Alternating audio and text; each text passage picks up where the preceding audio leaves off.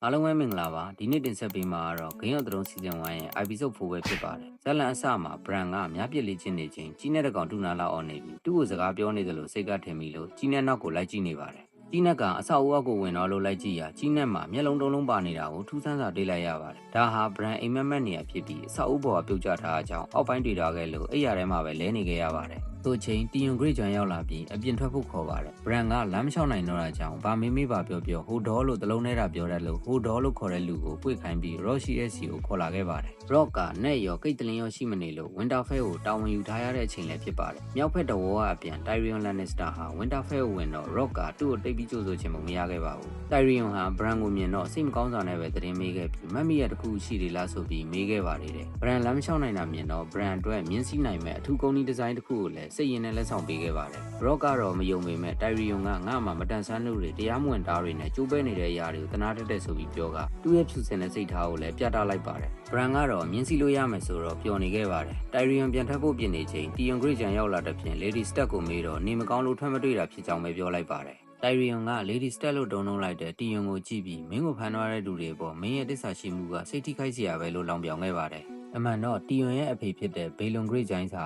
Iron Island ရဲ့အရှင်ဖြစ်ပါတယ်။သူဟာ Seven Kingdom ကိုဆန့်ကျင်ခဲ့လို့ Robert နဲ့ Ned ကစစ်တိုက်ပြေးနိုင်ယူခဲ့က Tion ကိုလည်း Iron Island မှာနောက်ထပ်ပုံကံမှုမလုပ်နိုင်အောင်အာမခံအနေနဲ့ခေါ်ထားခဲ့တာပါ။ Tion ဟာငယ်ကလေးက Stark မိသားစုတွေနဲ့ကြီးလာခဲ့ရပေမဲ့အမြဲ hostage တယောက်ပဲဖြစ်နေခဲ့ပါတယ်။တိုင်းကြီးပေါ်မှာတော့ Jon Snow တို့အဖွဲ့စီကိုလူဝကြီးဆမ်မွဲထားလေရောက်လာခဲ့ပါတယ်။ Sam ဟာစိတ်ထားနှူးညံ့ပြီးတိုက်ခိုက်ရေးမကျွမ်းကျင်တာကြောင့်လက်နက်ဆရာ Elisa Don ရဲ့နှိပ်စက်မှုကိုခံရပါတယ်။ Elisa Don က Night Watch ရဲ့ trainer တယောက်ဖြစ်ပြီးစိတ်ထားကြမ်းတမ်းက Jon Snow ကိုလည်းအမြင်တိတ်မချခဲ့ပါဘူး။ Jon က Sam ကိုတနာတာကြောင့်တခြားတင်နန်းသားတွေကို Sam ကိုမထိဖို့သတိပေးပြီးကာကွယ်ပေးခဲ့ပါတယ်။ Sam ကသူ့ကိုယ်သူတရေဘောကြောင့်နဲ့ကောင်ဆိုပြီးတိမ်ငယ်နေခဲ့တာပါ။ Dothraki တွေရဲ့ Vador လို့ခေါ်တဲ့မြင်းမျိုးတော်ကို Daenerys တို့ရောက်လာကြပါတယ်။ဒါပေမဲ့ Daenerys ရဲ့အကို Viserys ကတော့သူ့ကိုတယောက်မှမလေးစားတာကြောင့်ဒေါသအရန်ထွက်နေခဲ့ပါတယ်။ Viserys ကသူ့ကိုယ်သူ Targaryen ဘုရင်ဖြစ်မဲ့လူလို့ယုံကြည်နေပြီးသူ့ညီမကို Khadrick ကိုပေးထားလို့သူကတော့ Khadrick ရဲ့စစ်တပ်ကိုဦးစီးပြီး Westeros ကိုပြန်သိမ်းမဲ့ဆိုတာကိုပဲစောင့်နေခဲ့ပါတယ်။ Daenerys တို့နဲ့ခီးတူလိုက်လာတဲ့ Night တယောက်ဖြစ်တဲ့ Jorah Mormont ကသူ့အကြောင်းကို Daenerys ကိုပြောပြပါတယ်။ Jorah ဟာတစ်ချိန်လုံးက Westeros မှာ Night တယောက်ဖြစ်ခဲ့ပေမဲ့ကျွန်တွေကုန်ကူးခဲ့တဲ့သူ့လုပ်ရဲ့ကြောင့်နည်းနည်းပေးခံရပြီး Ned Stark ကလည်းသူ့ခေါင်းကိုလိုချင်နေပါတယ်။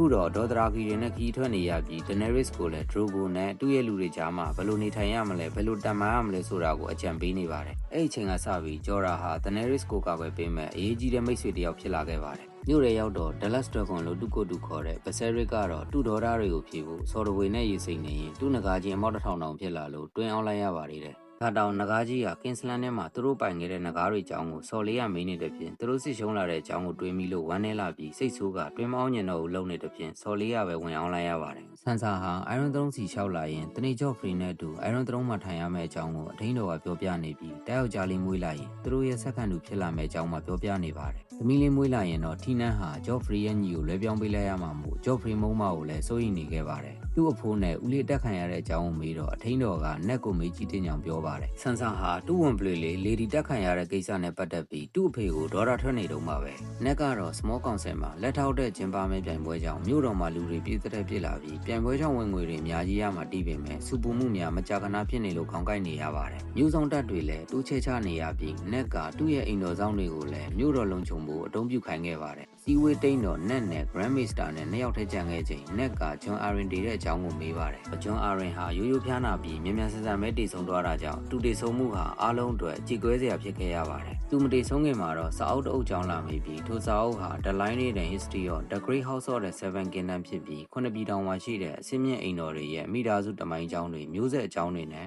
သပင်အယောင်အတားအယောင်မျက်လုံးအယောင်ကအစအသေးစိတ်ရေးသားထားတာပါ။နောက်ဆုံးအနေနဲ့ Jon Arryn ဟာ The Sea is Town ကိုတော့ထပ်ခါပြောခဲ့ကြောင်း Grand Maester ကပြောပြခဲ့ပါတယ်။ဘာကိုဆိုလိုမှန်းတော့နှစ်ယောက်စလုံးစဉ်းစားလို့မရခဲ့ပါဘူး။ Ned ကတော့အစိမ့်မိပြီးသေးတယ်လို့ထင်နေပေမဲ့ Grand Maester ကတော့ Jon Arryn ကိုလူတိုင်းချစ်ကြလို့အဲ့လိုမထင်ဘူးလို့ပြောပါတယ်။ Ned ကထိုစာအုပ်ကြီးယူပြီးပြန်လာချိန်အာယာလေ့ကျင့်နေတာတွေ့တော့ဂရုစိုက်ဖို့ပြောပြီး Bran 3ရလို့ဝမ်းတာရပေမဲ့ Bran ဖြစ်ရှင်တဲ့ဘရင်တပ်ဖွဲ့က Night တယောက်မဖြစ်နိုင်တော့လို့အာယာကတော့စိတ်မကောင်းဖြစ်နေခဲ့ပါတယ်။အာယာကိုလည်း Ned ကတစ်ချိန်ကျရင်လော့တယောက်နဲ့လက်ထပ်ပြီးရဲတပ်တစ်ခုကိုအတူအုပ်ချုပ်ရမယ်ပြောတော့အာယာကသဘောမတူခဲ့ပါဘူး။သူကဒါဓမ္မပဲဖြစ်ချင်ခဲ့တာပါ။တဝေါ်ကြီးပေါ်မှာတော့ Jon Snow ကင်းဆောင်နေချိန်ဆမ်ရောက်လာပြီးကင်းဆောင်ကူရင်သူကတိုက်လည်းမတိုက်ခိုက်နိုင်တဲ့အပြင်အမြင်လည်းအားနေပြီးအမြင့်လည်းကြောက်တယ်လို့ပြောပါတယ်။ Jon Snow ကဒီလောက်အားနေချက်တွေအများကြီးကိုအန်နေများတဲ့တဝေါ်ကိုဘာလို့ရောက်လာတာလဲလို့မေး မေတော့သူ့အဖေကသူ16နှစ်ပြည့်တော့မင်းကအားနေလွန်းလို့ငါပိုင်ဆိုင်မှုတွေနဲ့မထိုက်တန်ဘူးလို့ပြောပြီးတက်မယ်လို့မပြောရုံတမယ်ချင်းချောက်ကဒီကိုအတင်းပို့လိုက်တာဖြစ်ကြောင်းဝမ်းနေစရာသူ့အကြောင်းကိုပြောပြခဲ့ပါတယ်မြို့တော်ကင်စလန်နဲ့မှာတော့နက်ဟာအရင်လက်ထောက်ဂျွန်အာရင်ဘာကြောင့်တည်ဆုံးရလဲဆိုတာကိုစတင်စုံစမ်းမှုလုပ်နေပြီးဂျွန်အာရင်ဟာ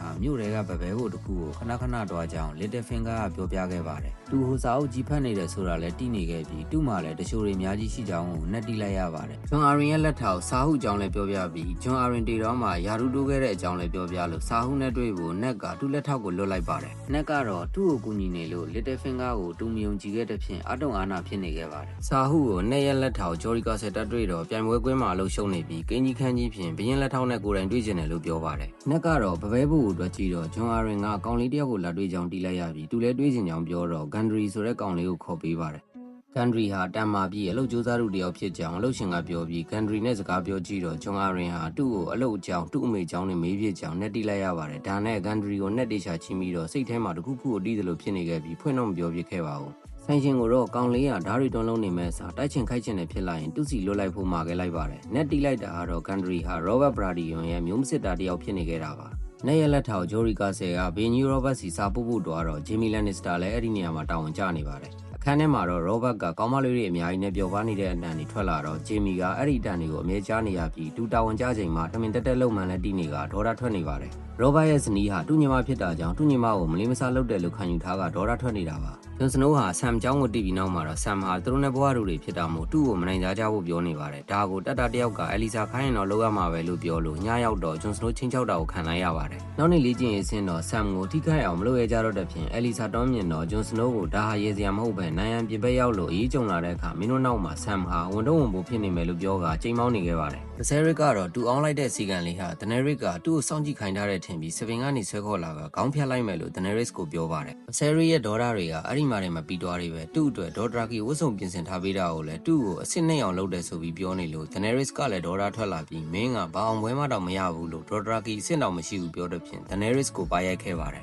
ဒီတစ်ခါမှာတော့ဒနယ်ရစ်ကသူ့ကိုရဲ့လွမ်းမိုးမှုကိုငြိမ်ခံမနေတော့ပဲပြန်ရိုက်ခဲ့ပြီးသူကကြီးမြတ်တဲ့ခဲရိုကိုရဲ့ဇနီးဖြစ်လို့နောက်တစ်ခါလက်ပါလာရင်တော့ပါတဲ့လက်ကိုဖျက်ပစ်လိုက်မယ်လို့ပြောလိုက်ပါတယ်ဂျွန်စနိုးနဲ့ဆန်ကတော့တန့်ရှင်းလောက်ကစကားပြောနေရင်တယောက်နဲ့တယောက်ပိုရင်းနှီးလာပါတယ်အဲ့ဒီချိန်မှာအလီဆာတွန်းရောက်လာပြီးသူတို့တုံးရောက်စကားပြောကြရင်အလီဆာကတူနိုင်ရန်ပြင်ဘက်မှာနှစ်ပတ်တားနေရမယ့်တာဝန်ကနေ6လလောက်တွန်းနေခဲ့ရဘူးကြောင်းပြောပြခဲ့ပါတယ်အဲ့အချိန်တုန်းကမန်ရီဒါဆိုတဲ့သူနဲ့တိုက်ခိုက်ခဲ့ရပြီးမန်ရီဒါဆိုတာကတောနေလူရိုင်းတွေကိုဦးဆောင်တဲ့အန်ဒီရရှိတဲ့လူတစ်ယောက်ဖြစ်ကနိုင်ရန်ပြင်ဘက်မှာကသူတို့ထင်ထားတဲ့အန်ဒီရပုံများကြောင်းပြောပြခဲ့ပါတယ်ကင်စလန်နဲ့မှာတော့ဘီရင်ကြီးရဲ့လက်ထောက်တစ်ဖြစ်တဲ့နက်ကိုကွန်ပျူတာအနေနဲ့မြင်းစည်းလန်ထိုးပြိုင်ပွဲကြီးကျင်းပနေပါပြီဆန်ဆာဟာဂျော့ဖရီကိုကြည့်လိုက်ပေမဲ့ဂျော့ဖရီကတော့ပြဿနာတွေဖြစ်ထားလို့မျက်နှာလွယ်တော့ပါတယ်ဒါကိုသတိထားမိတဲ့ Little Finger ရောက်လာတော့အာယာကဘာလို့ Little Finger လို့ခေါ်လဲမေးမိလိုက်ပါတယ် Little Finger ကတော့ဒါကိုဝင်မြူပဲသူက Lady Star နဲ့အရင်ကတည်းကတီးခဲ့ဘူးကြောင်းပြောပြရင်သူငယ်ငယ်တုန်းကလူကောင်တေးပြီး Finger လို့ခေါ်တဲ့ရက်ကရောက်လာတာဖြစ်လို့ Little Finger လို့ခေါ်ကြတာဖြစ်ကြောင်းရှင်းပြပါတယ်ဒီနီရောဘတ်ကမူးမူးနဲ့ပဲပြိုင်ပွဲကြီးကိုဖွင့်ပေးလိုက်ပြီးဆာစီကတော့စိတ်ဝင်စားလို့ထားထွက်သွားပါတယ်ဆာစီကရောဘတ်နဲ့နက်တို့ဆက်ဆံရေးအလွန်ကောင်းနေတာကိုလည်းတိတ်မကြိုက်ပါဘူး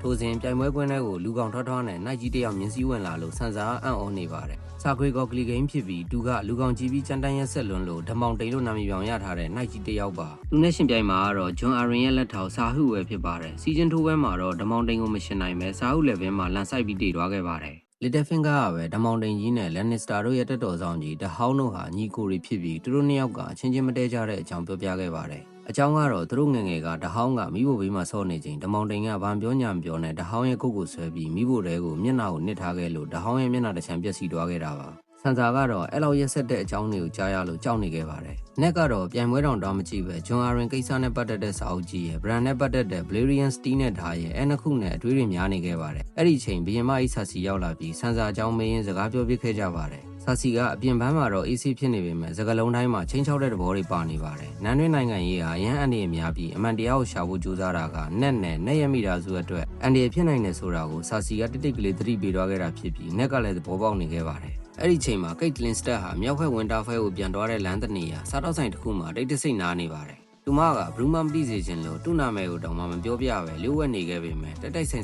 ်မဲ့တိုင်ရီယွန်လန်နစ္စတာဟာသူ့စစ်သားတယောက်နဲ့အတူဆိုင်ထဲကိုဝင်လာပါတယ်။သူဝင်လာပြီးစားစရာရှိသေးလားလို့မေးတော့ဆိုင်ကဘာမှမရှိတော့ဘူးလို့ပြန်ဖြေပါတယ်။ဒါပေမဲ့တိုင်ရီယွန်ကသူ့အိတ်ထဲကငွေရင်းကားတစ်ခုထုတ်ပြပြီးငါ့အတွက်အခန်းတစ်ခန်းလိုချင်တယ်လို့ပြောတော့ဆိုင်ထဲကစစ်သားတယောက်ကသူ့အခန်းကိုတိုင်ရီယွန်ကအတုံးပြဖို့ပေးလိုက်ပါတယ်။ဒီချိန်မှာတိုင်ရီယွန်ရဲ့မျက်လုံးဟာနားမထိုင်နေတဲ့ကိတ်လင်စတက်ကိုသတိထားမိသွားပါတယ်။ တိုင်ရီယွန်ကတူမအောင်မှတ်မိပြီးလေဒီစတာလိုနှုတ်ဆက်လိုက်တဲ့အခါကိတ်တလင်းရဲ့အစီအစဉ်နဲ့အကုန်ပြတ်သွားပါတယ်ကိတ်တလင်းဟာတူမစိတ်ထဲမှာတူတာဖြစ်တဲ့ brand stock ကိုလုံးချမှုကြိုးစားတာဟာတိုင်ရီယွန်ဖြစ်မဲ့လို့ယုံကြည်နေတာကြောင့်ကိတ်တလင်းကအခန်းထဲမှာထိုင်နေတဲ့လူတွေကိုတယောက်ပြီးတယောက်အမိခေါ်ပြီးအတိမတ်ပြုနှုတ်ဆက်လိုက်ပါတယ်အကုန်လုံးကလည်း house tag ကိုတစ္ဆာရှိတဲ့အိမ်တော်တွေကစစ်သားတွေဖြစ်နေပြီးဒီလူကတိုင်ရီယွန်လန်နစ္စတာဖြစ်ပြီးတူအန်ကတားကိုတတ်ဖို့ကြိုးစားခဲ့တဲ့အတွက်ဒီလူကိုဖမ်းပြီးဘီယင်ကြီးရောဘတ်ကိုတရားစီရင်ခိုင်းမယ်ငါ့ကိုကူညီကြပါလို့ပြောတော့ဆိုင်ထဲကစစ်သားတွေအားလုံးဟာဓာတ်တွေဆွဲထုတ်ပြီးတိုင်ရီယွန်ကိုဝိုင်းဖမ်းဖို့ပြင်ဆင်လိုက်ကြပါတယ်။ episode 4လေးကတော့ဒီမှာပဲပြီးဆုံးတော့ပါပြီ။နောက်ပိုင်းတွေကိုနောက်နေ့မှတင်ဆက်ပေးတော့ပါမယ်